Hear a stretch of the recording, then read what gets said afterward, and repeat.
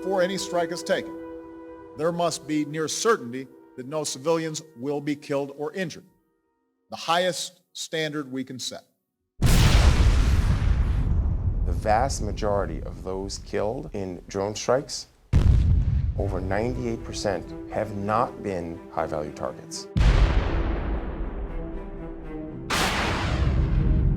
The adoption of signature strikes make indiscriminate killing, a policy. What they end up with is what I described earlier, the signature strike. And they moved back to a greater reliance on these signature strikes. A signature strike is a drone strike that isn't based on the identity of the target. I obtained classified U.S. intelligence reports on drone strikes. What the documents reveal are the way that signature strikes are put together. And these are strikes against people who fit the signature of what the U.S. government says is a terrorist. Maybe they are walking in and out of the compound with guns, maybe they're getting in trucks and they're moving to the Afghan border.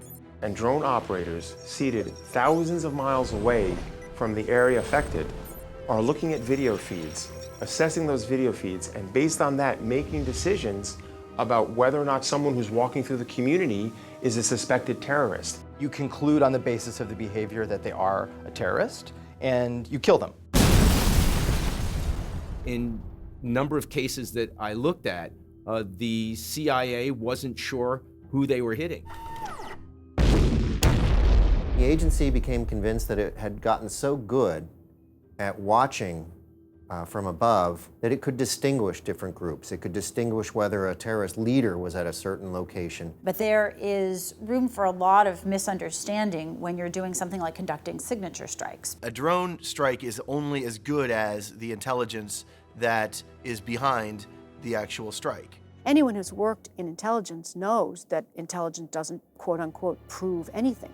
It's not evidence. So drones hit what they aim to hit, but if they're aimed at the wrong people, then civilians are killed. Former U.S. Ambassador Cameron Munter had said that one man's combatant was another man's chump who went to a meeting. When Leon Panetta was director of the CIA, somebody memorably said, if Leon sees a few guys doing jumping jacks on the ground, he thinks that's a terrorist training camp.